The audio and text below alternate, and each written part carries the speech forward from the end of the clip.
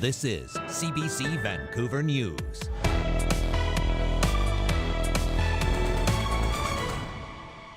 We feel safe in our communities when our communities have a strong social fabric. It's also about all the things we do to support kids so they don't get involved in a criminal lifestyle. Two of BC's major party leaders focus on public safety as they hit the campaign trail one day after their televised debate. Plus, this legislation's come in too fast, too heavy-handed, too top-down. How BC's local governments are reacting to provincial housing plans. Also, because of the high demand this year, it was a little more difficult to keep us in the arena. game on! The Vancouver Canucks kick off another season with their home opener. What will ticket sales be like after last year's playoff run? Hello, I'm Janella Hamilton. Thanks for joining us. One day after the televised leaders' debate, two of BC's main party leaders were back on the campaign trail. In Vancouver, the BC Greens unveiled their plan to improve public safety, while NDP leader David Eby tried to shore up support with almost half a dozen events. The CBC's Mira Baines has more. BC NDP leader David Eby had a packed schedule, starting the day with a photo op in Vancouver, then hitting two key Lower Mainland cities that could see tight races. In Richmond, he laid out his tax cut for couples and multi-generational families, aimed at saving them at least $1,000 a year. That's why our middle income tax cut is focused on immediate support for families like yours. A roundtable with South Asian media in voter-rich Surrey put the NDP leader in the hot seat over questions about public safety and health care. 10 ridings there are up for grabs. It's also safe communities. It's whether or not the provincial government requires police to enforce federal firearms rules. Who would have thought that would be an issue? But John Rustad has committed that he will direct the police not to enforce those basic rules in our community. A new hospital in Cloverdale is 2 years behind schedule. New hospital, new medical school, new patient tower, all of it being delivered for the people of Surrey. BC Green Party leader Sonia Furstenau came off the televised debate with an endorsement from actor Mark Ruffalo. She announced her plan to improve public safety, including a task force to investigate violence directed at Indigenous women. This is a police task force with officers and community leaders. It will have a strong oversight from Indigenous communities, particularly Indigenous women. Furstenau says she would also disband the RCMP's Critical Response Unit, which was tasked with policing resistance to the Coastal GasLink pipeline. Heavily armed police, excessive violence, violations of human rights, putting Indigenous people under surveillance in their own territories does not show us a government that's invested in reconciliation. BC Conservative Party leader John Rustad had no events planned the day after the televised debate. Rustad is under pressure to release the costs for his campaign promises as Election Day nears. He suggested that could happen later this week. Mira Baines, CBC News, Vancouver. During David Eby's time as Premier, his government passed bills to increase density around transit hubs and in single-family home neighborhoods. But as Chad Pawson explores, that work did not resonate in some ridings where the NDP is looking for votes. Burnaby North. This riding was reclaimed by the NDP in 2017 after the party was embedded here from the 1960s right up to the early 2000s. But now, this election, the orange glow could be fading here once again. It's our homes, it's our properties, it's also the anchor of our security. Homeowners here in Burnaby's Brentwood Park have taken issue with the province's aggressive housing bills, one that forced municipalities to change zoning bylaws to allow multiplexes on single-family home lots. Another bill also allows for small apartment buildings on lots like these because they're close to transit hubs. This legislation's come in too fast, too heavy-handed, too top-down for it to be without mistake. A year ago, the NDP announced its bold plans to introduce legislation that would push housing density in municipalities. Ravi Kahlon, the Minister of Housing at the time, acknowledged the move might not be universally popular. We now need to start taking action. And so I suspect many communities will be happy and some communities may not be. But we are in a housing crisis. And there has been unhappiness. West Vancouver reluctantly changed its bylaws after yielding under threat of a ministerial order. The riding's incumbent MLA says it's not sitting well with voters. There is now a huge backlash against what people are seeing as property rights being taken away from them, being pushed to do things in their communities that they're not having say in. There's also concern in Coquitlam. The city has been progressive in adding density, especially around transit hubs, and the BC NDP bill calling for the same upended the local approach. They brought in a one-size-fits-all, and it wasn't really needed in communities like Burnaby and Coquitlam and Surrey. The BC Conservatives have picked up on the displeasure and are promising to repeal Bill 44, which allows multiplexes on lots with single-family homes, saying, quote, "We will work with cities, not against them, to build the housing BC needs." The Conservatives do support multiplexes in communities, but instead of enforcing them with legislation, will use $1 billion in financial incentives available for municipalities whose zoning allows for viable multiplexes on at least 2/3 of residential land.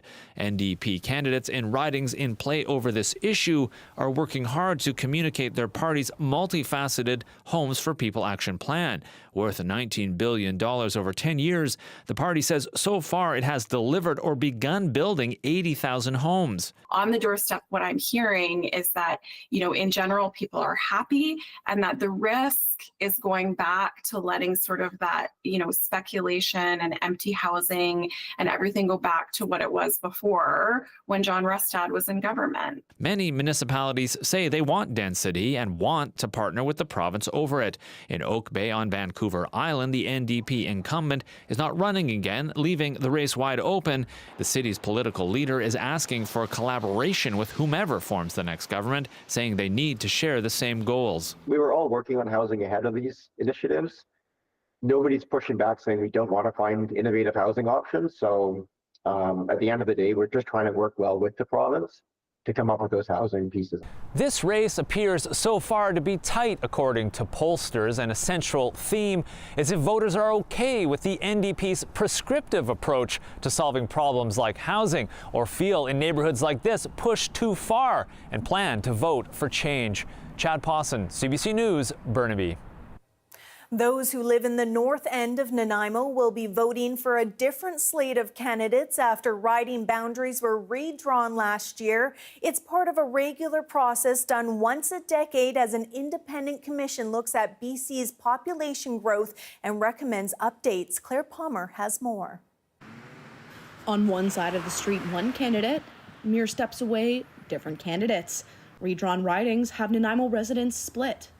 I'd rather see just one person I could speak to for any concerns I have in Nanaimo, as opposed to figuring out, okay, am I in the sort of the north or the south of Nanaimo? Who do I speak to? I think it's just over. I want a simplified approach to deal with, my representatives in government. The new map created the Nanaimo-Lanceville riding, a combination of an old Nanaimo riding and the Parksville-Qualicum riding. Incumbent MLA Sheila Malcolmson will be running in the South End Nanaimo-Gabriola riding. The two ridings are surrounded by the U-shaped Ladysmith Oceanside riding. Boundaries matter. They certainly affect elections. There's no question about that. But they have to be redrawn. There's also no question about that. We have to keep the votes of the people reasonably equal. Following the last provincial election, the Electoral Boundaries Commission redistributed the seats. In 2023, 4 new ridings were added to the Island and Lower Mainland area, and the boundaries redrawn in several communities, with the goal for each riding to have approximately the same number of people. The Boundaries Commissions try and get the people approximately equal in each district. And why is that important? Well, it's a foundational democratic principle. One person, one equal vote. If some votes are worth more than others, then some people have more influence than others. Local candidates for the riding say there are pros and cons. Ideally, having 2 MLAs means that you have double the representation so that your needs can be better served, because oftentimes it's separated based on population and caseloads. So that is sort of the practical reasons behind splitting a riding. The impracticality behind it is that people can live in one side of the riding and work in the other side of the riding. And while the boundaries might have changed, the topics remain the same. What I'm hearing at the doorsteps is that people care about affordability, they care about health care, and that's what this NDP government has been focused on. Nanaimo residents are urged to check their voting cards to make sure they know which riding they're to vote in on October 19th. Claire Palmer, CBC News, Nanaimo. A Surrey man has been sentenced to 10 years in prison for a triple stabbing 4 years ago after he killed a family member and seriously injured a toddler. On October 20th, 2020, Mounties were called to a townhouse complex in Newton where 3 people had been stabbed in what they call a case of family violence. A woman named Baljeet Kaur died of her injuries. Another man was seriously injured, and a 2-year-old child was hospitalized after being stabbed. On Wednesday, Harpreet Singh was sentenced to a decade in prison for the stabbings. He was convicted of 1 count of manslaughter and 2 counts of aggravated assault. The sentences will run concurrently with credit for time served in pretrial custody. Singh will serve about 4 years in prison.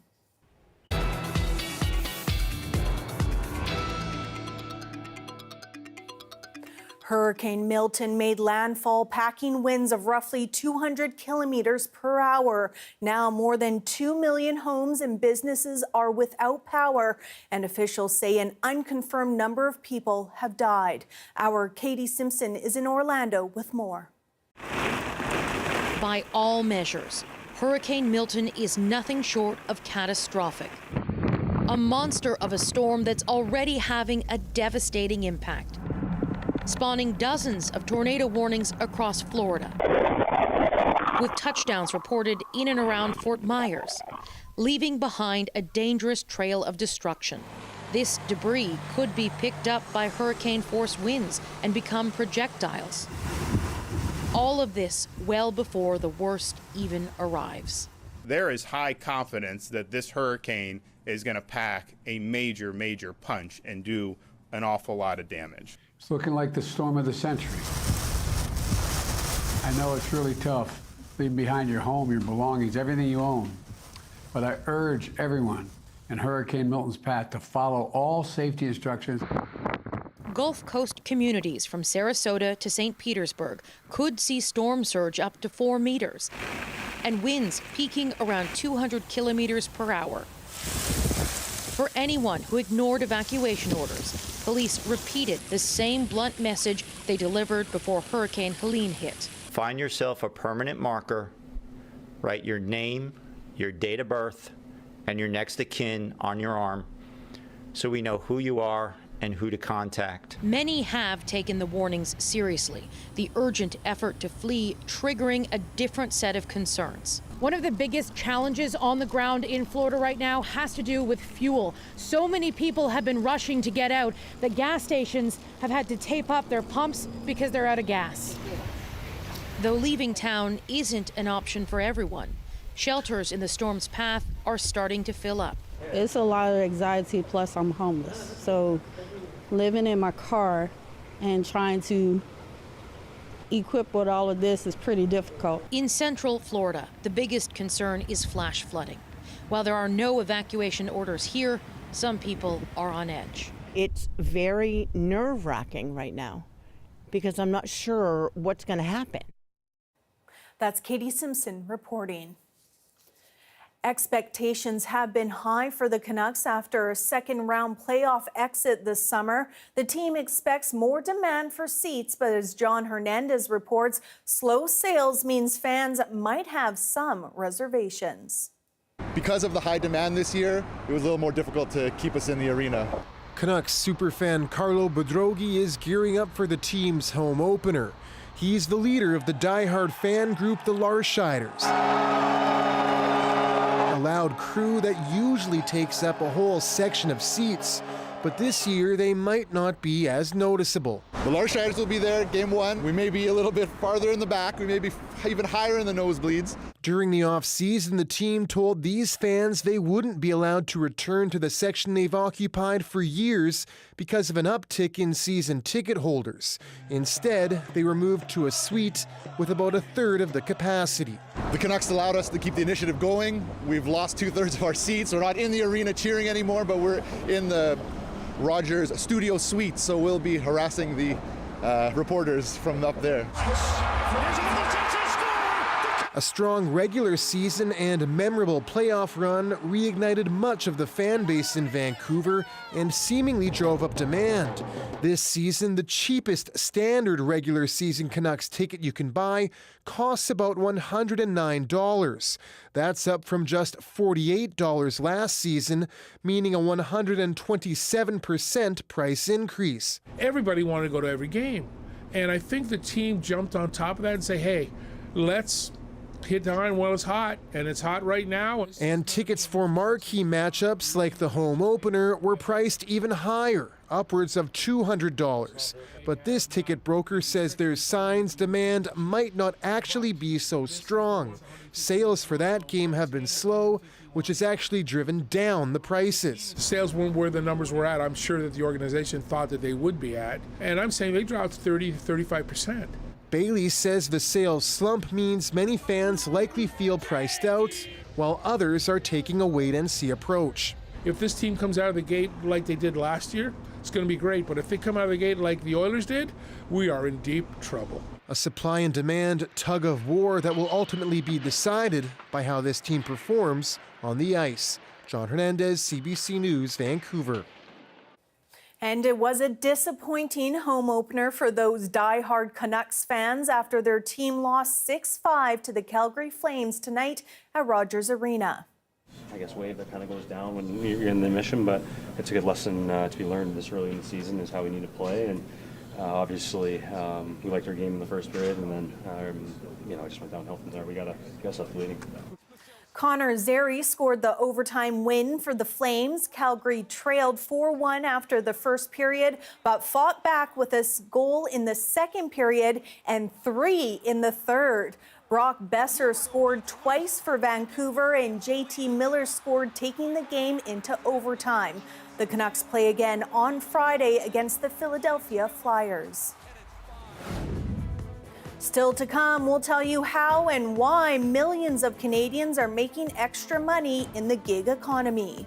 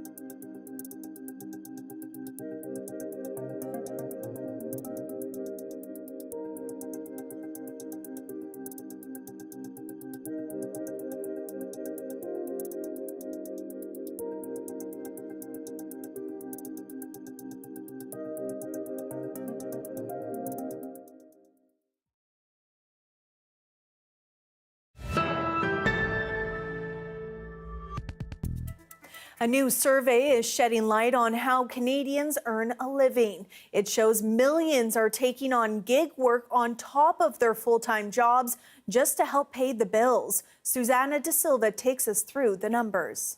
3, 2, 1. Emma Tsui has the morning off from her full-time job, that is. It is a juggle because after working hour, after full-time job, if I'm not doing a photo shoot, then I'm editing photos. Okay, that's good. She took up photography after losing her job during COVID, but even after getting another full-time job working on the website of a Canadian airline, she didn't stop. If I don't have that additional income, then I'm basically living paycheck to paycheck. 3, 2. Her story is one shared by millions of Canadians, according to a new survey by insurance company Securian in partnership with the Angus Reid Institute. It found 22% of Canadians, or 7.3 million people, are doing gig work. That is short-term contract work or one-off projects. Only a small fraction of those are food delivery or ride-sharing. There's a lot of diverse gig work out there, like dog walking, photography, consulting, digital platforms. And financial need is a big driver, with 53% doing gig work to cover increasing basic costs or to be able to put some money aside, despite the fact 56% have full-time jobs and 44% already earn more than $100,000 from their primary job. Even folks that are earning incomes that we would have thought would be more than sufficient in previous times are really feeling some financial stress. But this expert says it is employers who have been pushing the trend for years.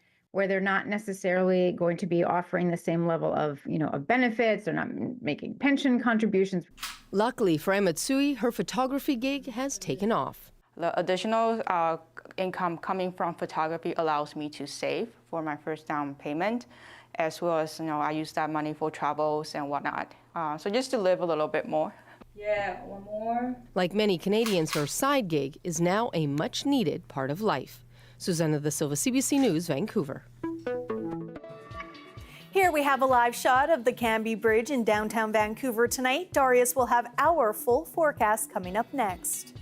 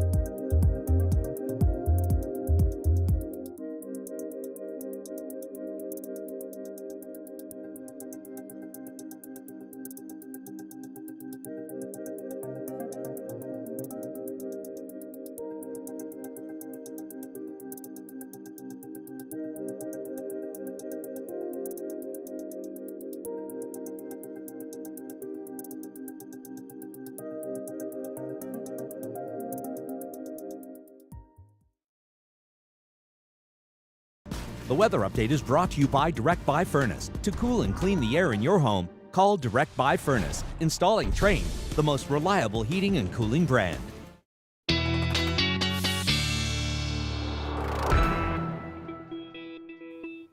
Darius Madavi joins us now with some important weather updates. Now, Darius, what are you starting off with? We're going to talk about Hurricane Milton, which is continuing to move further and further east. We've already seen devastating impacts stretch across much of the state of Florida. Tropical storm force winds hitting virtually every part of the state. This gives you an idea of what we're expecting to see in some of the major cities in Florida. This is by no means an exhaustive list, nor is it guaranteed, but it gives you an idea of how devastating the storm could be, with places like Orlando very far inland even facing extreme danger. And that's why we've seen hurricane warnings on both sides of Florida, because this storm is expected, as it continues to move even further east, to still be lashing the state with those hurricane force winds. But let's turn our attention back here to BC, where we don't have anything quite so dramatic, although we did have some excitement here in the South Coast earlier tonight. We did see some lightning around Ucluelet that then continued to make its way down to the Lower Mainland. So I just want to take